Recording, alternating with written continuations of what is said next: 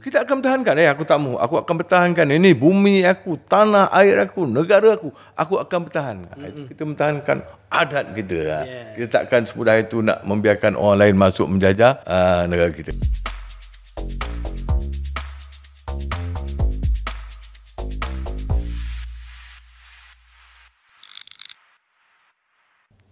Bismillahirrahmanirrahim. Alhamdulillahirabbil alamin wassalatu wassalamu ala asyrafil anbiya'i wal mursalin wa ala alihi wa sahbihi ajma'in. Alhamdulillah kita bersama-sama di dalam YM Podcast yang julung-julung kali ini diadakan pada hari ini dengan tajuk yang sangat best, yang sangat bermanfaat untuk kita ambil ibrah ataupun ambil pengajaran, iaitu tajuknya adalah pengamal adat Melayu syirik ke? Kalau tengok pada kita punya tajuk ni, dia menceritakan tentang adat. Adat. Yang mana kalau adat ni kebiasaannya kalau di bumi ataupun di tanah Melayu ini adalah adat Melayu itu sendiri. Dan orang Melayu itu sendiri mempunyai adat-adat yang tersendiri untuk ditonjolkan kepada masyarakat yang berbilang kaum yang disebutkan oleh Allah Subhanahu Taala dalam Al-Quran. Yang mana Allah menjadikan manusia ini berbilang-bilang kaum. Untuk apa berbilang kaum untuk Allah jadikan? Untuk kita saling kenal mengenali. Jadi insya-Allah pada hari ini saya tidak berseorangan. Saya bersama dengan ahli panel kita yang jemputan, yang mana sebenarnya kami bukanlah terbangkan beliau jauh daripada mana-mana tempat. Tak, kami sendiri datang ke negeri Melaka ini untuk berjumpa dengan beliau, dan insya-Allah beliau akan berkongsikan serba sedikit di YM Podcast ni tentang apa yang dimaksudkan dengan adat dan boleh tak diamalkan, dan bagaimanakah yang dimaksudkan dengan adat di dalam orang Melayu itu sendiri, insya-Allah. Jadi sebelum saya pergi jauh, marilah kita mulakan perkenalan kita tu, insya-Allah. Tok mungkin boleh kongsikan serba sedikit ataupun pengenalan diri Tok sendiri, insya-Allah. Baik. Lebah bukan sebarang lebah. Lebah bersarang di pohon kayu. Sembah bukan sebarang sembah. Sembah pusaka adat Melayu. Anak raja bermain rodat di tengah halaman. Bersama kita memartabatkan adat supaya kekal zaman berzaman. Yes. Alhamdulillah, terima kasih kepada YM Broadcast yang sanggup terbang dari jauh datang ke negeri Melaka, Bandaraya Warisan Dunia. Negeri beradat dan berbudaya. Jadi dah tentu orang Melaka ni akan mengalu-alukan kehadiran tetamu-tamunya dengan rangkap pantun. Kapal dagang dari seberang, syarat muatan kayu meranti. Dari jauh, tuan-tuan dan puan-puan datang, kami di Melaka sedia menanti. Baik, sebelum saya melanjutkan sedikit perkongsian, saya nak mengambil kesempatan juga mewakili kerajaan di Melaka yang amat berhormat Ketua Menteri Melaka, Esko-nya dan juga INSWA serta Persatuan Pengamal Adat Melayu Melaka, kerana YM Broadcast sudi datang ke Melaka dan berkongsi ilmu yang baik untuk masyarakat kita kali ini. Yes. Dan sebelum jauh, saya ingin memperkenalkan saya Sidang Muslihin bin Muhammad, yang dipertua Persatuan Pengamal Adat Melayu Sidang Negeri Melaka. Dan insya-Allah sepanjang perkongsian ini saya akan kongsikan kepada anda tentang hal-hal yang ada kaitan dalam tajuk adat Melayu. Okey, terima kasih tu atas pengenalan diri yang kalau di negeri Melaka ini sendiri akan mengenali apakah yang dimaksudkan dengan Tok Sidang tu sendiri kan. Yeah. Jadi inilah entiti ataupun identiti seorang yang mempunyai pangkat Tok Sidang, yang mana beliau merupakan presiden ataupun ketua bagi Persatuan Pengamal Adat Melayu Sidang di negeri Melaka. Dan mungkin ada antara kita kan yang tengok ataupun yang menonton podcast ni yang mungkin nak tahu apa yang dimaksudkan ataupun siapakah yang menceburi ataupun anggota di dalam Persatuan Pengamal Adat Melayu atau Adat Melayu Sidang Negeri Melaka ni. Mungkin Tok boleh kongsikan kepada kita, insya-Allah. Baik. Seperti mana yang kita sudah maklum, Melaka adalah sebuah negeri di mana bermulanya kerajaan di tanah Melayu ini. dengan bermula sejarahnya kalau kita baca ya dalam buku kita belajar dibuka oleh Parameswara Parameswara. 1400 kan. Dan negeri ini telah mempunyai berdirinya sistem beraja. Sistem kesultanan yang sangat hebat, bukan saja di Nusantara Melayu, bahkan lebih daripada itu. Betul. Dalam sistem pentadbiran di dalam masyarakat, khasnya di negeri Melaka seperti mana yang kita sedia maklum, dari tahun ke tahun sehinggalah sampai sekarang, dalam setiap kawasan kampung dia mempunyai seorang ketua. Ketua ini digelar sebagai Tok Sidang. Tok Sidang ini menjadi ketua di dalam masyarakat di dalam hal-hal yang ada kaitan dengan adat istiadat Melayu di dalam kampung masing-masing. Pada tahun 1960, iaitu pada 22 hari bulan Jun 1960, telah tertubuhnya sebuah persatuan yang merangkumi ketua-ketua kampung di dalam negeri Melaka. Dan persatuan ini dinamakan Persatuan Ketua-Ketua Kampung Sidang Negeri Melaka. Sidang Negeri Melaka. Mereka menjadi ketua menyenggara dalam hal adat istiadat di dalam kampung masing-masing. Kemudian setelah lama, sehinggalah pada tahun 2018, persatuan ini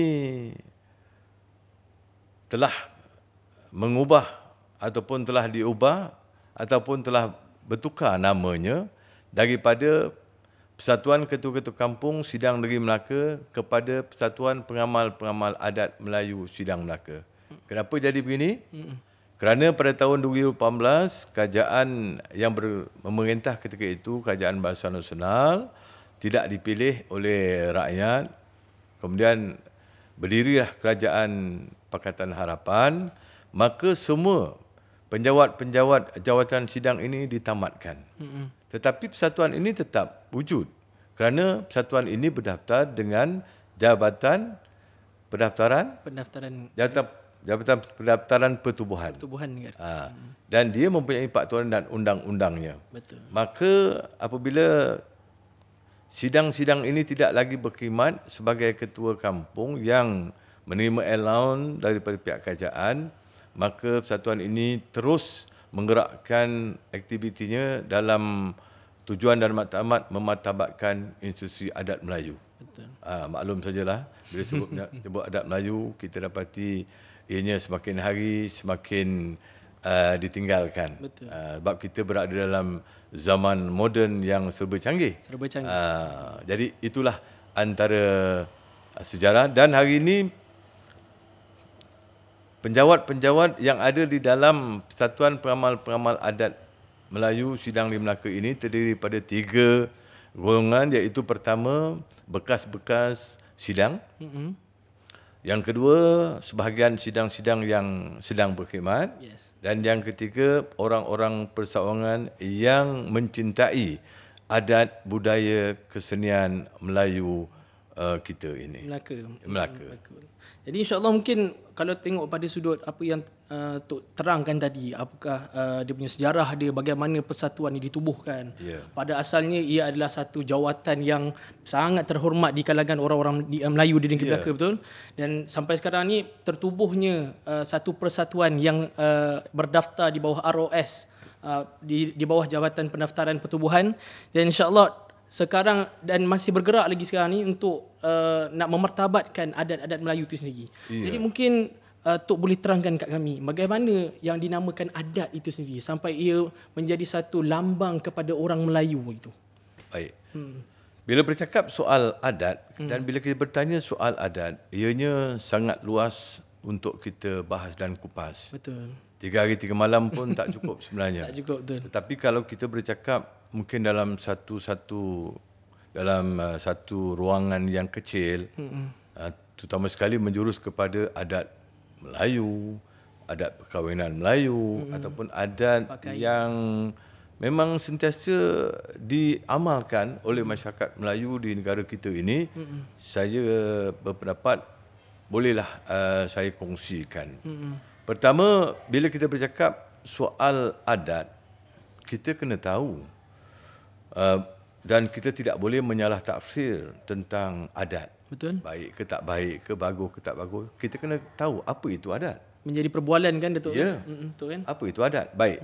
Menurut bahasa asal, adat ini dalam bahasa Arab addah, Ada. iaitu kebiasaan. Biasa? Apa itu biasa? Benda yang biasa yang memang diamalkan oleh orang Melayu sejak dulu sampai sekarang. Yes. Contoh macam Saudara Paris lah, pakai songkok hitam. Sejak bila Saudara Paris pakai songkok hitam? Dah tentu tak tahu bila. Sebab mungkin ayah dulu pakai agaknya songkok hitam. Kan? Kenapa Faris sekarang pakai?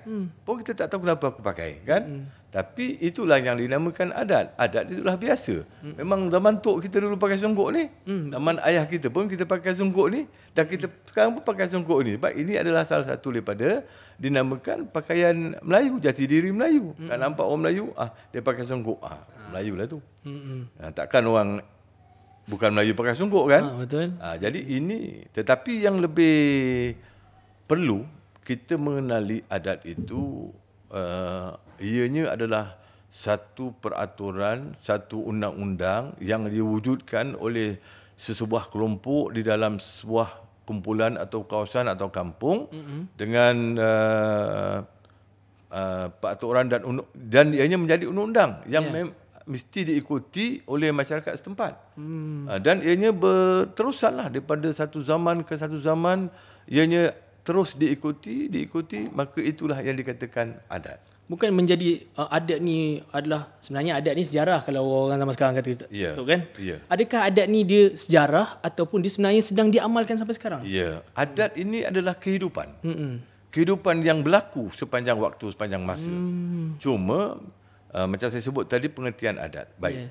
Adat ini sebenarnya boleh dibahagikan kepada 4 bahagi. Pertama sekali, adat yang sebenar-benar adat. Apa itu adat yang sebenar-benar adat? Adat yang sebenar adat ialah adat yang hak seperti lapar makan. Betul.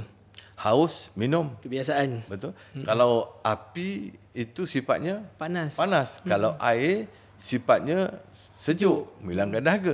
Itu adalah adat yang sebenarnya. Adat itu datang daripada mana? Itu tu hak milik Allah SWT. Yang itu kita tidak boleh ubah suai. Betul. Dia tetap. Sunnatullah. Yang kedua dinamakan adat yang diadatkan. Betul. Faris tahu bagaimana dikatakan adat yang diadatkan? Adat yang menjadi adat. Betul tu, kebiasaan. Saya ambil satu contoh senang. Kalau orang Melayu dulu, waktu makan, duduknya di atas tikar. Tikar mengkuang, kan? Mengkuang, betul. Yang kedua, duduk makannya bersila. Sementara yang perempuannya bersimpuh. Dan yang ketiga, makannya menggunakan tangan kanan lah. Tangan kanan. Tetapi hari ini orang Melayu boleh menerima perubahan cara kita makan. Kita boleh duduk di kerusi, kita boleh makan di meja, dan kita boleh menggunakan sudu garpu. Betul. Itu adat siapa? Itu bukan adat orang Melayu. Yang pastinya. Tapi adat orang lain yang kita ambil, kita guna pakai. Itu dinamakan adat yang menjadi diadatkan. Kita dah pakai. Betul. Dulu kalau kita pergi orang kahwin, kita duduk, dipanggil balai. Kemah kan, dipanggil balai. Tiba-tiba datanglah orang kampung panggil penanggah. Datang bawa sedulang lauk, dia pun letak depan kita, dia pun bawa air tangan, kita pun basuh tangan. Betul? Oh, betul. Itu adat lama lah. Betul. Yang wujud, itu adat Melayu. Sekarang kalau kita pergi orang kahwin, adakah kita akan dilayan seperti itu? Tidak. Tak kira lah pangkat kita siapa, kita kena berdiri, ambil pinggan, kita beratur, ambil isi lauk berapa banyak kita nak, cari tempat duduk, kita makan, kita makan. Lepas tu nak balik, cari tuan rumah, kita salam. Betul? Betul. Nampak tak betapa berubahnya adat ni? Tapi orang guna pakai tak? Guna. Ini juga dinamakan adat yang diadatkan. Orang terima. Betul. Itu menjadi adat. Itulah menjadi adat. Dan yang ketiga. Adat yang teradat. Oh, teradat. Kita lahir dulu pun memang benda ni dah ada. Sampai sekarang diguna pakai. Apa dia? Memakai kekuning-kuningan di kalangan raja-raja Melayu. Betul, di dalam negara kita Melayu ni, yang di-Tuan Agong, sehinggalah sultan-sultan, raja-raja di negeri beraja, menggunakan kuning. Kita rakyat biasa tak boleh guna kuning. Betul? Betul. Tapi raja memang dah teradat. Kita jangan pandai-pandai rumah kita nak warna kuning, dalam lansir kuning apa semua. Orang kata ni keturunan raja ke ni? Orang panggil kuning aja kan Tok? Kuning raja lah. Sebab itu memang dah teradat sejak dulu. Sejak bila? Sejak zaman, kalau kita baca sejarah, sejak zaman Kesultanan Melayu Melaka, kalau tak silap saya, iaitu zaman Sultan Muhammad, Sultan yang kedua. Sultan Muhammad Saya dipahamkan begitulah. Makna itu dipanggil adat yang teradat. Dan yang terakhir sekali adat istiadat. Adat istiadat. Macam mana adat istiadat? Dalam konteks perkahwinan Melayu, adat istiadat dia bermula daripada adat merisik. Okey. Diikuti adat meminang bertunang.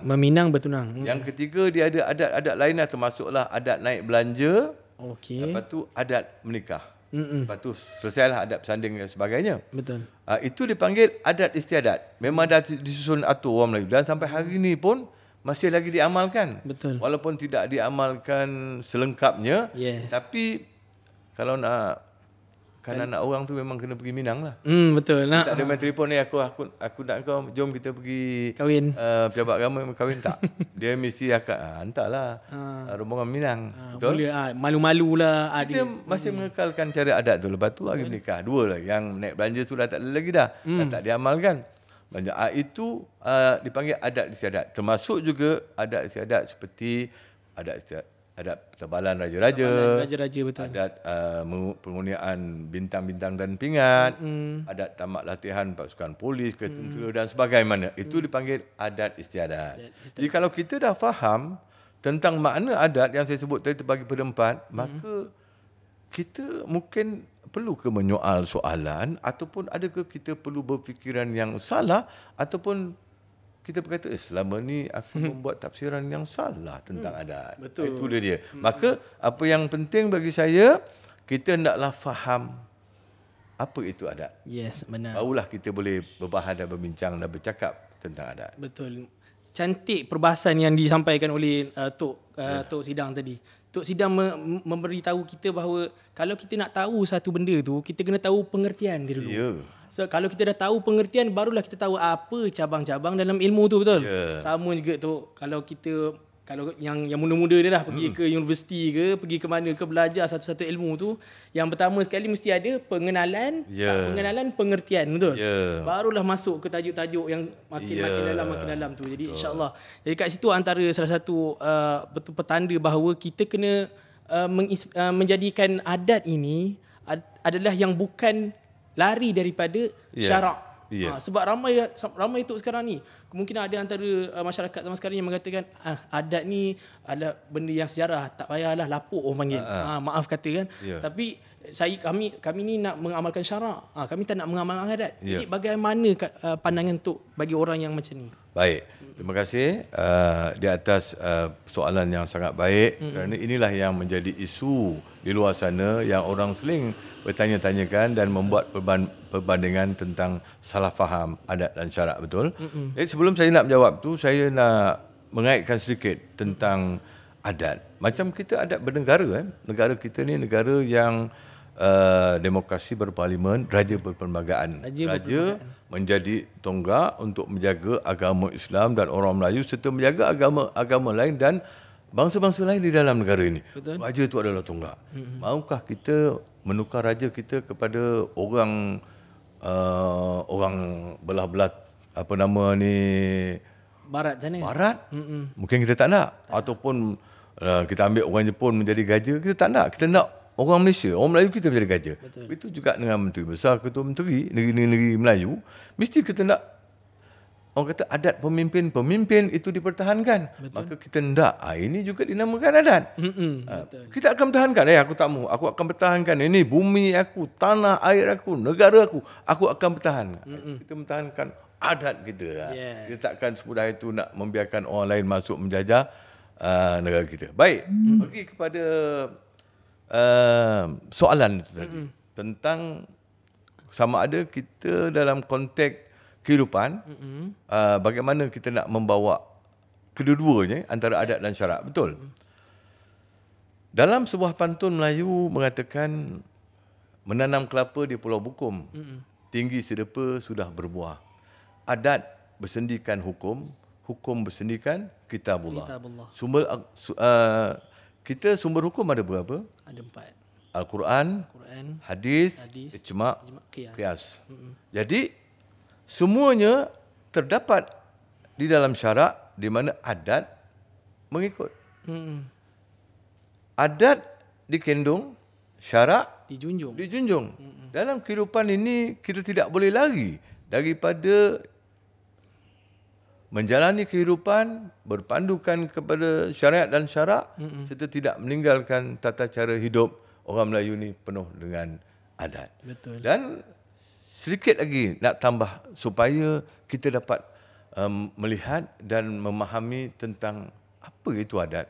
Dalam pantun Melayu mengatakan tadi dah disebut ni, makan sirih berpinang tidak. Sirih ada di bawah tangga. Makan sirih mengenyangnya tidak. Tanda budi dan juga bahasa. Ini kita nak bawa dalam kehidupan seharian bahawa adat memang sentiasa kita hidup dalam kehidupan adat, peraturan, undang-undang yang ada di dalam masyarakat kita, dalam negeri kita, dalam negara kita, kita akan ikut. Kita tak akan buat. Contoh, kita nak ke buat jahat. Sebab kita tahu kalau buat jahat kan, kita akan dikenakan tindakan undang. Mungkin kita dipenjara, didenda dan sebagainya. Maka kita tak ikut. Itu adat di peraturan dah ada tu. Dan syarak pula mengatakan kita tak boleh buat baik. Kita hendak sentiasa melakukan kebaikan. Kita tak boleh melakukan kemungkaran dan kejahatan. Kita ikut jalan berdua. Bermakna tak boleh dibiarkan di pinggir. Dia akan jalan seiring. Maknanya kat sini kalau macam daripada apa yang Tok beritahu tadi, sebenarnya adat ni bukanlah menyanggahi syarak, betul? Ya. Malah dialah yang mengagungkan syarak itu sendiri. Ya. Dan nak berkatanya Melayu ni, kalau nama kata Melayu tu sendiri tu kan. Ya. Kalau Melayu yang dalam perlembagaan kita, Melayu ni adalah orang yang Melayunya beragama Islam, bercakap bahasa Melayu, mengamalkan adat istiadat. Terdapat dalam perlembagaan negara kita, Malaysia. Betul. Kita rakyat Malaysia kena faham tu. Betul. Bukan adat-adat ni suka-suka. Tak payahlah ni adat-adat ni semua. Kita kena faham dia patut di dalam perlembagaan negara. Betul. Lepas tu Tok, macam saya cakap tadi kan, Melayu ni sendiri adalah yang macam Tok cakap tadi, beragama Islam dan sebagainya. Pada awalnya lah Tok, saya ni sebab kita ni baru lahir tu kan. Jadi macam saya dulu-dulu ataupun sampai sekarang pun sebenarnya, kalau saya bercakap dengan mak saya akan cakap, orang Melayu ni patutnya dia kena pergi masjid. Saya pun fikir, kenapa orang Melayu je? Kenapa tak orang Islam yang pergi masjid? Bukankah ada orang bukan Melayu Islam juga ke? Dia pun kena pergi masjid kan? Lebih kurang macam tu. Jadi selepas saya dapat penerangan dari Tok kata Melayu ni adalah agama Islam yang mengamalkan adat istiadat Melayu, bercakap bahasa Melayu. Okey, saya faham dah apa yang dimaksudkan oleh mak saya itu sendiri. Okey, terima kasih tu atas penerangan yang baik itu tadi yang ceritakan tentang adat Melayu ini sendiri, apa yang dimaksud dengan adat Melayu. Nak membuang secara total lah pemikiran-pemikiran yang menyangka ataupun memandang adat Melayu ni adalah adat-adat yang ketinggalan zaman, na'udzubillah. Sebenarnya adat Melayu ni jugalah adalah yang menguatkan syariat Islam itu sendiri. Jadi mungkin kita boleh pergi ke soalan yang macam ni tu. Kalau berkisar tentang adat juga tu. Adat ni kalau macam yang Tok cerita tadi, ada beberapa peringkat kalau kita sebut adat pernikahan. Adat istiadat perkahwinan Melayu lah. Perkahwinan Melayu, betul. Jadi bermula daripada tunangnya, marisiknya, sampailah ke peringkat akhir bernikah. Jadi apakah dia punya falsafah di setiap peringkat itu sendiri tu yang Tok boleh sampaikan? Baik, bercakap dalam konteks adat perkahwinan Melayu, orang Melayu telah mengamalkan sejak lama dulu. Dan saya dah sebut tadi, makan sirih berpinang tidak. Sirih ada di bawah tangga, makan sirih mengenyangnya tidak. Tanda budi dan juga bahasa. Orang Melayu ni kaya dengan budi dan bahasa. Betul. Nak tahu di manakah terletaknya budi? Ada pada bahasa. Ada pada bahasa itu sendiri. Orang kata, kalau kita datang berbahasa, orang kata beradat betul orang ni. Beradat tu maknanya orangnya beradab, tidak kurang ajar, lembut. Yang itu dipanggil beradat. Tapi kalau kita bercakap pun tentang kasau je dan tak mengikut tata cara yang betul, orang kata kasau betul pula ni. Baik, dalam adat istiadat perkahwinan Melayu seperti yang disebut tadi Faris, dia bermula daripada merisik lah. Betul. Biasanya merisik ni dilakukan oleh ahli keluarga sahaja. Oh, okay. Apabila keluarga pergi merisik anak si anu-anu tu dan dapat maklum dia orang bersetuju, maka mereka mengatur untuk datang fasa kedua dinamakan meminang. Meminang inilah menggunakan khidmat seorang ketua adat. Kalau di Melaka ni namanya sidang lah. Sidang tu sendiri. Jadi sidang akan pergilah mengetuai keluarga lelaki untuk meminang anak perempuan, keluarga perempuan itulah. Tugas sebagai tok sidang itulah. Dan tok sidang tu akan biasanya membawa tepak sirih. Tepak sirih. Sebagai kepala adat. Kepala adat. Dalam adat Melayu ni akan buat tepak sirih, kepala adat. Dan juga ada sirih junjung dipanggil kepala hantaran. Dan sirih ini dibuat sirih betul lah, bukan sirih plastik. Dan ada beberapa barang iringan biasanya berbentuk makanan dan manisan seperti gula-gula, buah-buah tangan, kek kan, manisan, benda baru nak manis kan. Betul. Itu falsafah dia nak manis. Manis saja. Dan apabila sampai ke peringkat ketiga, dulu ada adat naik belanja. Naik belanja, di mana pihak lelaki akan datang mungkin 6 bulan selepas pembilangan itu diterima, datang mengantarkan separuh belanja. Kalau katalah perjanjian hantarannya sebanyak 10,000, maka 6 bulan pertama tu pihak lelaki datang sikit lagi melalui ketua adat sidang, bawa tepak sirih semua dan bawakan duit RM5,000 tu naik belanja. Dan bakinya pula dibawa hari yang terakhir, iaitu dia menyebutkan hari pernikahan. Hari pernikahan tu sendiri. Hari pernikahan tu biasanya pihak lelaki akan datang diketuai untuk sidang, akan bawa sirih junjung juga, tepak sirih juga, dan barang-barang yang dijanjikan semasa pertunangan. Biasanya yang dijanjikan ni ialah jumlah hantaran. Kalau dia kata 10,000 serba satu. Itu bermaksud serba satu iaitu satu persalinan. Iaitu biasanya tudung, sepasang baju, beg tangan dan kasut. Itu dipanggil serba satu persalinan. Dia ada satu perkataan yang kita jangan salah faham. Bila kita sebut serba satu berdiri, teruk kita. Sebab orang perempuan ni berdiri daripada kepala sampai ke kaki. Pertama sekali dia ada gelinyang anting-anting. Anting-anting ke? Yang kedua dia ada rantai. Yang ketiga dia ada gelang. Yang keempat cincin. Kaki dia ada gelang kaki. Gelang kaki pun ada juga. Yang itu kalau kita kira harga masa tak termasuk pakaian tadi tu. Betul. Berapa? Yang itu kalau kita sebut silap, kalau segi adat dia akan pegang. Kalau si perempuan kata 10,000 serba satu. Berdiri. Kemudian si lelaki pula kata saya setuju tu. Allah, diingatkan sepersalinan. Lepas tu kalau kita nak sebut 10,000 serba satu persalinan. Maka pada hari menikah tu besok dia akan bawa lah lagi yang 5,000 tu. Dan dia bawa satu persalinan tu. Yang tu ada tudung, ada sepasang baju, ada kasut, ada beg tangan. Yang lain-lain ni ada tuala, ada telekung, ada pewangi kan, dan ada buah-buahan, itu hadiah saja. Itu.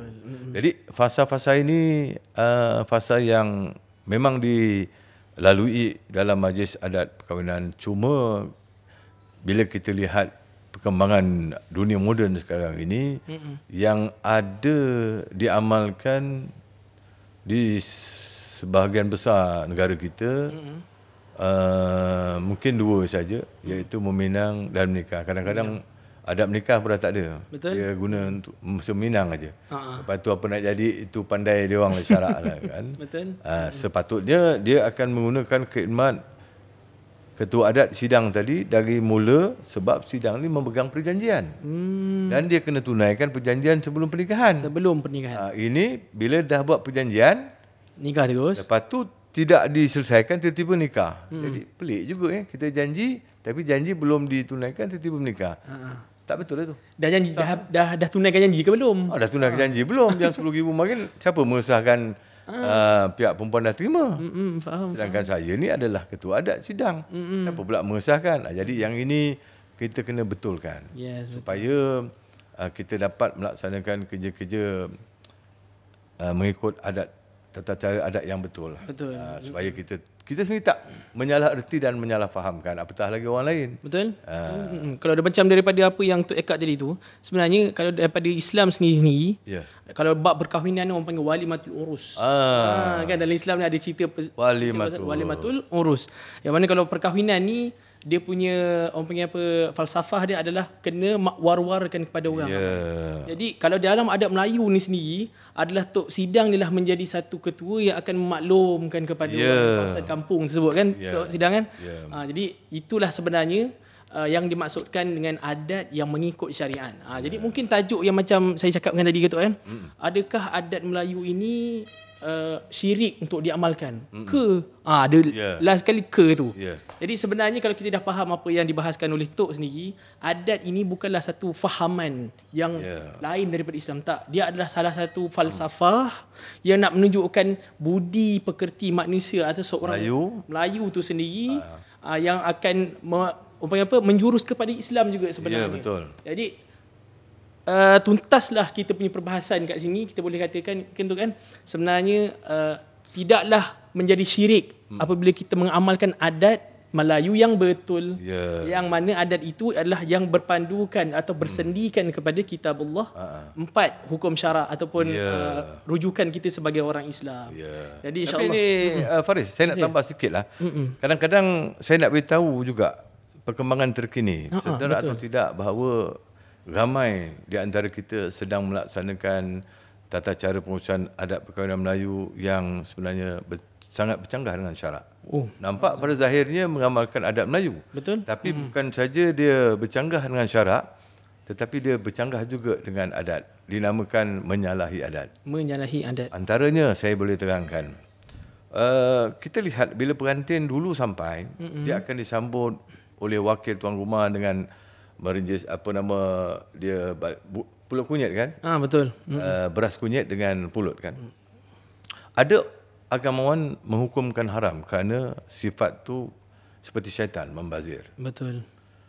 Kalau saya bertanya berapa kilo agaknya beras kunyit yang ditabur ketika menyambut kedatangan pengantin itu, 10 kilo, 15 kilo, yang pasti sikit. Tak sampai segenggam pun. Dan kalau ayam makan pun tak kenyang. Dan tahu tak apa yang terdapat di dalam beras kunyit dan pulut itu? Ianya terdapat doa-doa jampi mentera yang tidak menyalahi syarak bagi mengelakkan sebarang kejadian yang memungkinkan ianya berlaku, terutama sekali dalam masyarakat Melayu. Maka dipagar pengantin dan sekeliling kawasan supaya pengantin tak pingsan, tak mati, tak muntah darah. Tapi kita tidak belajar dan tak faham, maka kita menghukumkan adat ini membazir, perbuatannya menyalahi syarak, hukumnya mengharam. Faham? Yang kedua, dulu kita biasa melihat apabila pengantin berada di pelaminan, acara yang tidak boleh tidak akan diadakan, iaitu merenjis-renjis menepung tawar. Yes, tepung tawar. Ibu, ayah, bapa saudara, mak saudara, adik-beradik yang tua, paklong-maklong akan naik. Apakah simbolik majlis itu? Tepung tawar tersebut. Ya, adalah merestui perkahwinan. Bagaimana kalau kita berkahwin dan hidup di dunia ini tanpa restu ayah bunda? Agak-agak bagaimana kehidupan kita? Kita sebagai orang Melayu beragama Islam, kita tahu setiap perbuatan yang kita lakukan tidak direstui oleh ibu dan ayah, lebih bagi perbuatan itu melanggar syarak, dah tentu kita akan menerima akibatnya. Betul. Tapi hari ini nampak macam masih mengekalkan tradisi itu, tetapi dia ubah. Namanya salam restu. Salam restu, ya. Salam restu. Ini adat mana? Dia tak adat Melayu. Oh, ya ke? Dengan yakinnya. Dengan yakinnya. Bagaimana caranya? Apabila pengantin sampai dan terus naik ke pelaminan, akan dimulakan dengan doa. Alhamdulillah. Bagus kan? Betul. Lepas doa, MC, DJ, pengacara akan sebut. Dijemput kedua-dua ibu ayah pengantin perempuan, Cik Mat dan Cik Asma naik ke pentas untuk salam restu. Mak ayah ni? Mak ayah ni? Mak umur dah dalam 50-an. Allahu Akbar. Dah ada darah tinggi, kecil manis, kaki pula tu hari seliu. Seliu pula. Dia oleh kerana nak salam restu, naik jugalah mak ni ke pelamin. Encut naik pelamin. Apa dia buat? Dia salam anak pengantin, peluk anak dia, lepas tu bergambar, lepas tu dapatlah bunga telur kan, ataupun telur, turun. Faris tahu tak perbuatan itu bukan saja menyalahi adat, bahkan menyalahi syarak. Oh, bukan ke salam ke tadi tu? Betul, nampak salam. Tapi perbuatan itu orang Melayu dulu dah hajau. Dengan pengantin ini dinamakan Raja Sehari. Betul. Memang betul kita akan naik. Sebab itu ada merenjam menepung tawar, tanda merestui. Tapi kalau kita dah membuat tafsiran, tak nak tepung tawar kerana ini bukan amalan orang Melayu Islam, bercanggah, kita buat sembah salam restu. Sebenarnya pengantin kedua-dua kena turun daripada pelaminan, turun pentas, turun tangga dekat mana mak ayah dia duduk sekarang. Yes, betul. Pergi cium kaki dia. Ambil tangan dia cium. Mak ayah, restuilah perkahwinan saya. Betul. Lepas tu pergi kat mak saudara, pak saudara, pak long, mak long. Itu nama dia salam restu. Bukan seperti mana yang dibuat sekarang. Yang mengagung-agungkan inilah seolah-olah adat Melayu. Bukan saja bercanggah dengan adat Melayu, bahkan bercanggah dengan syariat. Betul. Ini kita kan sama-sama betulkan. Yeah, Kena sama-sama betulkan. Jangan mudah-mudah kita nak buat majlis perkahwinan yang konon nak gah, tapi seolah-olah mengekalkan cara tradisional adat Melayu, tapi sebenarnya ia menyalahi syarak. Betul. Yang ini kita kena ambil kira bersama-sama, Faris, ya. Betul tu. Jadi mungkin apa yang Tok sampaikan tadi macam satu falsafah yang kalau orang-orang muda ni dia akan fikir, oh yang kebiasaan orang buat ni inilah adat Melayu, kan. Jadi mungkin tak dapat satu gambaran ataupun penerangan yang cukup lengkap macam mana yang Tok terangkan tadi. Oh sebenarnya salah benda tu. Kena betul pengantin tu turun cari mana ibu bapa dia untuk mengambil ataupun mendapatkan berkat, restu dan minta sebagainya. restu mak ayah. Betul. Baru betul. Jadi insya-Allah apa yang disampaikan tadi yang sepanjang kami sembang ni, insya-Allah sangat banyak input yang boleh dapat oleh kita masyarakat Melayu itu fokus dekat sini sendiri, dan segala amalan yang kita amalkan sepanjang kita hidup daripada bangun pagi sampailah kita tidur kembali. InsyaAllah kalau kita nak dapatkan keberkatan, hendaklah yang pertama sekali kita kena ikut Quran dan sunnah itu sendiri. Yang mana Quran dan sunnah ni, adat Melayu ni sepatutnya tidaklah menyalahi. Sebab apa? Sebab nama pun adat Melayu, dia memartabatkan bukan sahaja Melayu, malah memartabatkan Islam itu sendiri. Jadi insyaAllah mungkin kita sekarang ni Tok kan dah ke penghujung rancangan kita. Jadi sebabkan untuk kita nak macam orang panggil apa, tujuan kita punya podcast ni adalah untuk nak memperkenalkan kepada masyarakat di luar sana apakah yang dimaksud dengan adat istiadat Melayu, apa yang dimaksudkan dengan adat yang bercanggah dengan tidak, apa yang dimaksudkan dengan adat yang salah tafsir sebenarnya. Kita kongsi ilmu tak? Yes, betul. Jadi itu antara ilmu yang disampaikan insya-Allah pada hari ini. Jadi semoga Tok sentiasa dimurahkan rezeki oleh Allah SWT, dipanjangkan umur dan dapat menyendarkan seberapa ramai manusia ataupun orang Melayu. Sama-sama kita bantu-membantu. Betul. Dengan adanya teknologi zaman sekarang tu kan, boleh meningkatkan lagi mutu ataupun meningkatkan lagi cara penyebaran ilmu itu kepada masyarakat zaman sekarang, insya-Allah. Baik. Jadi insya-Allah itu saja daripada kami. Assalamualaikum. Saya sebelum tu insya-Allah sebelum kita nak tamat ni, saya memperkenalkan diri saya dulu. Kita tak perkenalkan pula. Nama saya Muhammad Faris, pengacara anda YM Podcast pada hari ini. Semoga menjadi manfaat podcast ini kepada anda semua, dan sama-samalah jangan lupa like, share dan kita panggil apa? Like, share dan komen. Wahai tu insya-Allah. Like, share dan komen jangan lupa di YM Podcast kami di YouTube insya-Allah. Assalamualaikum warahmatullahi taala wabarakatuh. Waalaikumsalam. Baik, untuk slot santai bersama dengan YM Podcast hari ini, kita nak bagi cabaran kepada panel istimewa kita, kepada Tok Sidang. Jadi Faris, sila bacakan perkataan yang telah kami sediakan. Jadi Tok Sidang perlu mencipta pantun sama ada 2 ataupun 4 rangkap bertemakan nasihat daripada perkataan yang Faris sebutkan nanti secara spontan. Okey, Tok sahut cabaran ni? Sahut. Baiklah, orang Melaka pantang disyafar. Okey Faris, silakan. Okey, terima kasih. Okey tu, antara perkataan-perkataan ni adalah perkataan yang saya rasa macam memang dah biasa dah dengan orang Melayu lama ni tu. Jadi mungkin akan lebih mudah lah bagi Tok sikit insya-Allah. Okey. Perkataan yang pertama adalah tasik cempaka. Tasik cempaka. Tasik cempaka. Ini nak jawab dalam pantun ke apa ni? Dalam pantun. Apakah pantun yang kita boleh buat dengan perkataan tasik cempaka sendiri? Aduh. Lama payah juga. Cempaka ke tasik ke tu? Tasik cempaka. Tasik ke cempaka boleh juga. Betul. Kalau nak satu boleh juga tu. InsyaAllah. Cempaka pun rasa macam ada. Okay, kalau tu tak boleh Faris yang kena buat. Betul juga Allah, macam mana tu? Kalau saya tak jawab, saya serahkan pada Faris. Satu atau dua ataupun empat rangkap. Dua ataupun empat rangkap Okey. Orang lama mesti hebat di dalam bidang ketamadunan Melayu. Okey. Ke tasik cempaka saya pergi. Pergi ke kedai membeli labu. Pergi kedai membeli tahu. Manalah tahu. Mana yang last tu? Aku pun nak nampak tu. Tu lah. 5 pantun tu pembayang tu yang nanti tu. Yang tak pembayang tu. Tak bayang. Yang bayang tu. Masa tak bayang ni tu. Macam mana tu Boleh. 2 pun tak dapat ni tu. Aduh. Yang 4 betah lagi. Pembayang bukan main. Okey, itu tukar lain tu. Okey, tukar lain lah. Nasib baik saya ada soalan yang kedua. Betul lah. Betul, jangan risau kita ada. Dia ada 4 soalan ni. Ada 4 satu. Ada hal. Kan? Jawab tidak je. Okey, yang kedua tu, kedua adalah buah naga. Buah? Naga. Buah naga? Buah naga. Yang warna merah tu. Okay, macam mana tu? Buah naga tu. Buah naga.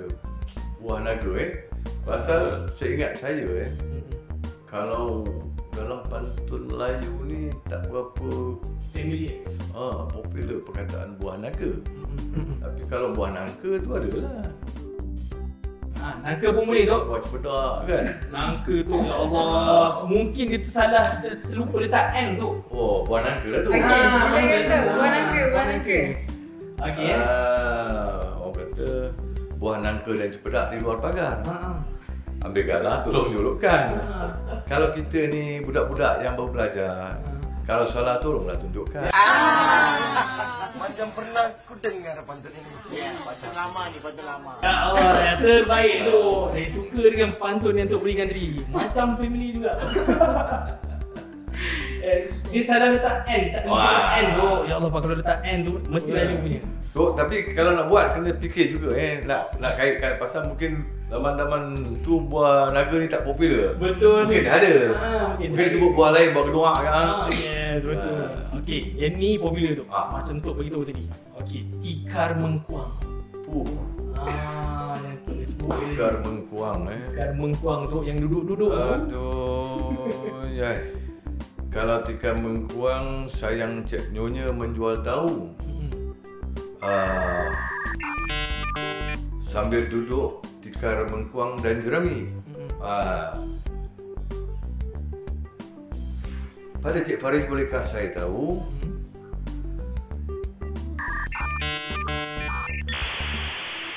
dari manakah berasal YM Broadcast ini? Kat situ saya nampak dah macam nak menjual pantun itu. Apa yang mana nak? Jadi kalau dah orang menjual, jarang orang Melayu tak menjual. Pantang. Tegur pantang tu. Pantang Melayu penerhaka. Agak-agak saya ni Melayu ke tidak? Kalau tak jadi kalau kita tengok kat situ, mungkin saya boleh pergi ke perkataan yang seterusnya tu. Cikgu Sari ni memang ada saja helahnya. Boleh? Terus lah. Okey, kita terus pada perkataan yang seterusnya adalah burung kedidi. Ya Allah. Mungkin ada juga perkataan yang macam ada huruf yang tertinggal tu. Agak apa tu? Kalau tak kedidi, ke apa tu? Memang ada burung kelidi. Mana ada kan? Orang kata burung kelidi, burung jeladan. Anak toko terbang tinggi. Cik Fahri ni sama tinggi sama badan. Kalau diukur sama tinggi. Kena. Terbaik tu. Sama tinggi tu Sama tinggi. Oh macam dia tanya juga. Nak katanya Tok ni, okey ingat kan yang sedang menonton ni, Tok ni dia yang dekat-dekat dia contoh dia, jangan risau. Sama macam mak saya tu. Jarang yang kalau contoh dia jauh orang tak faham tu kan. Faham. Yang dekat-dekat lagi insya-Allah, jangan risau. Oh, faham? Alright, yang terakhir tu insya-Allah. Okey, yang terakhir adalah bayam merah. Bayam merah. Bayam merah. Bayam merah. Saya tunggu je bila nak ada yang sirih ni tu. Aduh, itulah kalau Mungkin yang ke-6 ni sirih. Tiga Saya sirih, tak eh? ni insya-Allah yang mula bayam merah. Bayam merah tu. Ha. Bayam merah. Sayang Cik Mat pergi ke pasar. Hendak membeli si bayam merah. Pada Cik Faris janganlah gusar. Cik Faris dan semua ni datang sini saya tak pernah marah. Baik. Merah tak? Merah. Merah bukan marah ya. Bukan, tapi bukanlah marah tu kan. Ada. Tak marah. Alhamdulillah. Jadi yang terakhir tu, akhir dah kita alang-alang kita dah nampak warna hijau. Takkan nak tunggu kering baru kita nak sembut nak sapa dia tu kan. Jadi tu mungkin satu daun sirih tu. Daun sirih Sebelum saya berpantun, di dalam tepak sirih ni terdapat hati yang bersih. Okey, betul. Di dalam seulas pinang, Seulas pinang. budi yang baik dikenang-kenang. Di dalam seculik kapur terdapat hati yang jujur. Jujur. Di dalam temakau dan secawan nak menyambung tali persaudaraan. Orang meracik, burung terkukur, tali racik, kain mengait. Sudikan Faris, sirih sekapur, pinangnya mabuk, temakaunya pahit. Silakan. Terima kasih daun keladi. Allahuakbar. Esok lusa berjumpa lagi. Amin. Alhamdulillah ya Allah. Yang tu memang familiar kan? Itu saya boleh jawab. Yang tadi tu tak berapa nak sampai ilhamnya. Jadi insya-Allah tu itu saja kita punya soalan. Jadi itu adalah soalan yang diberikan kepada tu. Terima kasih tu kerana sudi menjawab soalan kami. Okey, assalamualaikum warahmatullahi wabarakatuh. Bersama dengan kami lagi dalam YM Podcast. Okey, jadi untuk segmen kali ini, saya nak bawakan kepada penonton semua barang yang dibawa oleh Tok Sidang kita ni adalah satu barang yang kalau bahasa Jawanya rare tu. Rare. Rare. Bahasa Jawanya rare. Jadi kalau dekat sini, kalau untuk orang yang sebaya macam saya ni, mungkin tak berapa nak tahu. Mungkin tahulah daun sirih tu, tapi tak berapa nak tahu macam mana cara nak makan. Jadi mungkin Tok boleh ajarkan kepada kami bagaimana cara nak makan yang sebenar. Baik. Okey. Sebelum saya nak beritahu dan tunjuk cara makan sirih, saya nak beritahu juga tentang tepak sirih. Tepak sirih ni ada pelbagai rupa bentuk. Ada yang bulat, ada yang bujur, ada yang bertekak kan. Mangkuk je ni tu. Tapi biasanya yang bulat ini adalah tepak sirih yang akan dibawa oleh pihak lelaki ketika pergi Minang. Okey. Sementara tepak sirih bujur itu akan dibawa oleh ketua adat sidang pihak perempuan yang menunggu. Faham. Jadi kalau kita datang bawa tepak sirih yang bujur tu, nanti orang tahu akan kita. Buat tepak sirih pun salah kan. Itu tentang tepak sirih. Yang kedua, cara makan sirih. Cara makan sirih ni sebenarnya banyak cara dia orang makan, kita tengok. Tapi apa yang saya belajar daripada orang terdahulu, nenek saya, dan saya belajar mencari maklumat melalui pembacaan video, rupanya ada makan sirih yang saya boleh diamalkan dengan cara yang betul. Kerana ada dia punya sebab-sebab. Pertama, apabila dia ambil daun sirih, dia akan balikkan belakang tengok daun sirih ni bersih tak bersih. Kalau bersih, dia okey. Kalau tak bersih, dia mungkin lap-lap sikit. Yang kedua, tangkai ni panjang, dia akan potong. Potongkan tangkai tu dulu, okey. Step pertama. Yang kedua, yang seterusnya, dia akan mulakan dengan meletakkan daun sirih ini di tangan sebelah kiri. Dan jari manis di sebelah kanan akan mengambil kapur.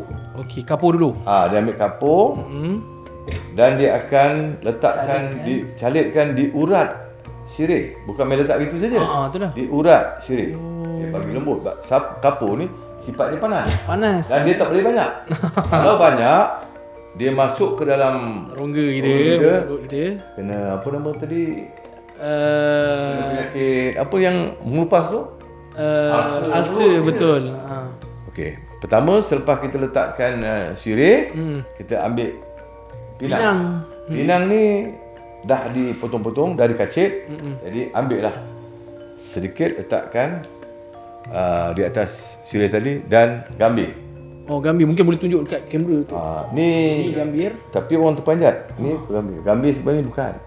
Gambir berasal daripada getah sejenis pokok. Itu pokok gambir lah. Pokok gambir. Lepas tu dipadatkan, diproses, dijadikan ketul-ketul. Seketul bulat-bulat. Ni dah dipecah-pecahkan. Kalau seketul tu dimasuk dalam cembul ni. Dia dah dipecah, dihancurkan jadi bini lah. Ambil lah sedikit.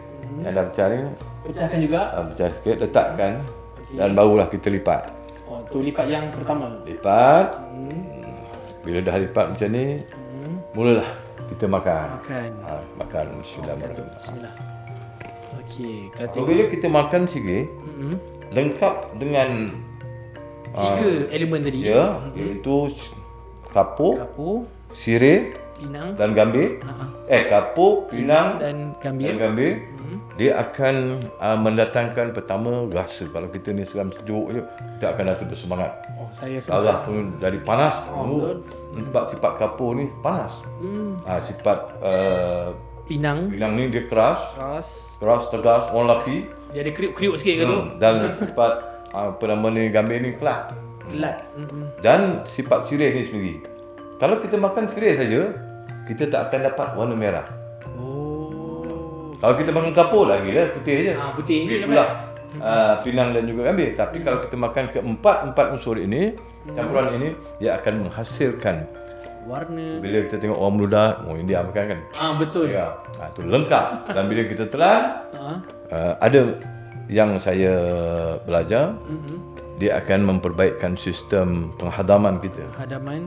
Usus kita, mengelakkan kita daripada kanser, sakit perut, dan sakit gigi, sakit mulut dia baik. Untuk yang perempuan itu sama juga. Sama je. Tak ada pantang dia. Tak ada pantang dia tu okey. Dan ada rahsia. Sebenarnya Allah menciptakan sirih ni paling utama untuk wanita. Tu yang saya macam nak bertanya tu sebenarnya tu. Yang kedua, kalau kita tengok daunnya membujur seperti jantung. Dia baik untuk jantung. Betul. Wanita, orang perempuan tahulah. Carilah maklumat. Kenapa sirih dengan wanita tak boleh dipisahkan. Yes, betul. Lepas tu kita boleh amalkan. Tapi saya makan seorang. Tapi tu ada saya boleh menjelis sekali. Okey, sebelum saya nak try, saya memang nak try sebab Tok kata tadi kalau yang macam Ayu tu tiba-tiba jadi segar balik, saya suka yang tu. Cuma saya nak tanya Tok yang ni kenapa Tok tak ambil sekali saja je lah nak tanya Tok. Pernah tengok orang makan tembakau? Tak pernah. Tak pernah. Tembakau bukan untuk dimakan. Okey. Tembakau ni kegunaannya ialah mencuci gigi. Mencuci kekotoran yang kita makan. Kita makan nasi, orang dulu dia tak ada belah gigi. Maka dia ambil lah tembakau ni, puntil-puntil, bulat. Dia buat orang panggil songel. Songel, ya. Kalau yang saya tahu tu yang berut mulut dia tu. Ya. Macam ada biasa nyerut je. Tu dah ya Allah guys.